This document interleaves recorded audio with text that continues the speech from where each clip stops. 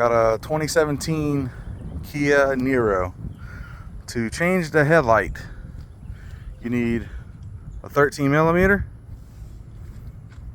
a 10 millimeter for all these bolts along here, and then a 13 again, and then you'll need an 8 millimeter for a single bolt